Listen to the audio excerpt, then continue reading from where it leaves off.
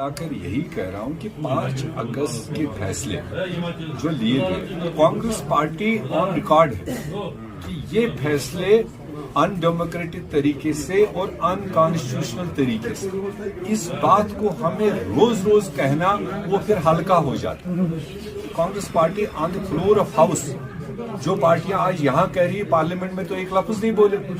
Congress party is on record there और Congress working committee का फैसला है जो 6 अगस्त 2019 का है कि जहां पूरी पार्टी ने इस चीज को मान लिया कि ये जो फैसले भारत सरकार ने जम्मू कश्मीर के लिए लिए, ये प्योरली अनकॉन्स्टिट्यूशनल, अनडेमोक्रेटिक। तो जब हम ये वर्ड कह ही चुके हैं, उसके बाद में जो वो कायदे कानून बना में रोज भेज रहे हैं, ये तो उसी का एक हिस्सा है।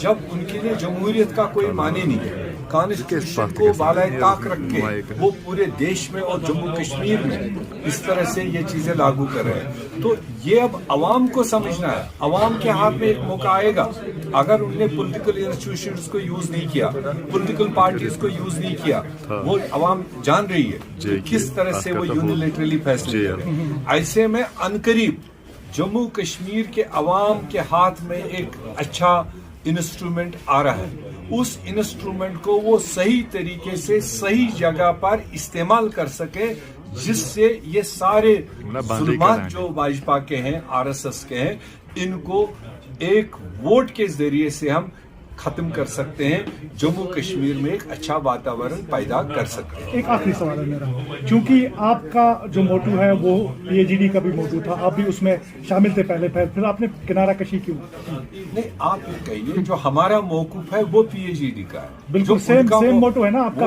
370 को लेकर। सुनिए, वो 7 महीने के बाद में एबीसी बोलने लग गए।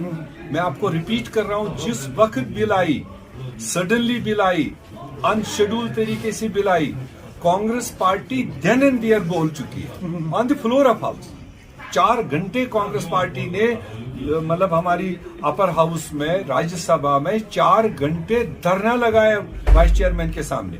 उसके बाद जब बोलने की बात आई, कांग्रेस ने मतलब दिल से बोला, वहां जम्मू कश्मीर के लोगों की आवाज बोली, कॉन्स्टिट्यूशन की आवाज बोली, जमहूरियत की आवाज बोली। आप उस चीज को कई बार आप लोग उसको रायगान करते हो। सबसे पहले इंस्टेंटली कांग्रेस पार्टी बोली, बाद में धीरे धीरे सेकंड थॉट करके सोच समझ के और सारे लोग और तरीके से बोल रहे हैं। ठीक है, तो देयरफॉर कांग्रेस पार्टी को किसी की डिक्टेट की जरूरत नहीं है, किसी के समझाने की जरूरत नहीं है। The oldest party in the country, और ओल्डेस्ट पार्टी को सब चीज पता है, देश और देश के लोगों को कैसे नुमाइंदगी करनी है, वो कांग्रेस पार्टी बखूबी जानता है। यहाँ पर काफी ज्यादा लीडर्स ऐसी बात कर रहे हैं कि यहाँ पर महागठबंधन होना चाहिए, जो यहाँ पर रीजनल लीडर्स है, क्योंकि यहाँ पर ऐसी ताकतें हैं जिनको हराना बताया जाता है कि नामुमकिन है।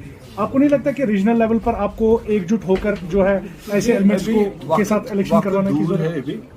अभी तो इस बात का भरोसा नहीं है कि भारतीय जनता पार्टी, जिनके हाथ में डिलिमिटेशन कमीशन की चाबी है, जो आज से 6 महीने पहले डिलिमिटेशन आना चाहिए था, व्हाई दैट इज डिलेड। अगर ये 2011 के सेंसस के मुताबिक उनको बनाना है, 7 सीटें देनी है और रोटेशन रिजर्वेशन देनी है, ये तो जो डाटा है that is available with them, तो उसको डिले कर रहे हैं। और कितना डिले करेंगे नोबडी नोस। क्या रीजन है? उसके बाद चुनाव की प्रक्रिया कब शुरू करेंगे? वरना ऑल पार्टी में home minister, prime minister on record थे कि हमें डिलिमिटेशन जल्दी निकालना चाहिए और चुनावी प्रक्रिया शुरू करनी चाहिए, अवामी सरकार होनी चाहिए। अब 5 महीने तो तब से भी हो गए, डिलिमिटेशन का कहीं निशान नहीं।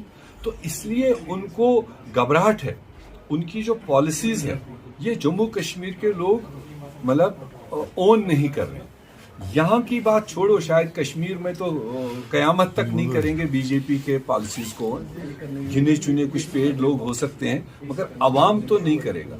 मगर जम्मू में जहाँ उनको सीटें मिलती आई, लोकसभा मिली और असेंबली मिली, आज उस फील्ड में भी लोगों को फील है, महसूस है कि बीजेपी दिन दिहाड़े हमें लूट रही है, महंगाई आसमान छूने वाली है, गैस, पेट्रोल, डीजल कहाँ पहुंच गया, आम खाने पीने की चीजें कहाँ पहुंची। आखिरकार उसमें सारे लाले लखपति तो है नहीं, गरीब आवाम है जम्मू कश्मीर में, और उस गरीब आवाम को दिन दिहाड़े वो लूट रहे हैं, और वो परकुलेट, वो सारे लोग समझ रहे हैं। वहां से जब ये फीलिंग ले रहे हैं कि if we will go for election, शायद उनको ये फीलिंग है कि चाहे वो कितने भी इधर उधर से पकड़ के लाएं, जितने भी खाए पिए लोग हैं उनको लाए, मगर अवाम शायद अब बीजेपी को सपोर्ट करने वाली नहीं है, इवन इन जम्मू। तो उस बात का घबराहट है उनको। जब तक ना कोई और डेवलपमेंट के अलावा, लोगों की वेलफेयर प्रोग्रामों के अलावा कोई फिर वो पोलराइजेशन का तरीका नहीं निकालेंगे, और उनको लगेगा नहीं कि हमें कुछ खाता खुलेगा जम्मू में, तब तक वो चुनाव करने की हिम्मत में नहीं है। Thank you. India Pakistan match हो, या इंडिया न्यूजीलैंड हो, इंडिया ऑस्ट्रेलिया हो, पाकिस्तान और बांग्लादेश हो, ये गेम्स तो एक अलग दुनिया है। उसमें न तो जात, न पात, न मुल्क, न सियासत होना ही नहीं चाहिए। और मैं तो उस T20 में दो खूबसूरत चीजें देखी। एक खूबसूरत चीज, इंडिया ने हारा, और इंडियन कैप्टन ने जिस तरह से पाकिस्तानी टीम को गले लगाया और उस कैप्टन को अप्रिशिएट किया, वो एक मिसाल है हमारे सामने। दूसरी बात, देश का प्रधानमंत्री, इंडिविजुअली पार्टी वाइज हमारी आइडियोलॉजिकल फाइट है उसके साथ में, मगर देश का प्रधानमंत्री तो है, 135 करोड़ लोगों का तो वो प्रधानमंत्री है, तकदीर है। और देश का प्रधानमंत्री उसके बाद ट्वीट करके पाकिस्तानी टीम को मुबारकबाद देता है। जब देश का प्रधानमंत्री मुबारकबाद देता है तो देश के 135 करोड़ के बिहाफ से देता है। तो अब अगर उसने मुबारकबाद दिया और नीचे किसी बच्चे ने, किसी नौजवान ने उसी जज्बे के तहत, स्पोर्ट्समैनशिप के तहत में किसी के जीत पर अगर थोड़ी खुशी मनाई, तो उसके लिए अलग कानून क्यों है? देश के प्रधानमंत्री से शुरू करो ना। उसने ट्वीट किया, उसने मुबारकबाद दिया।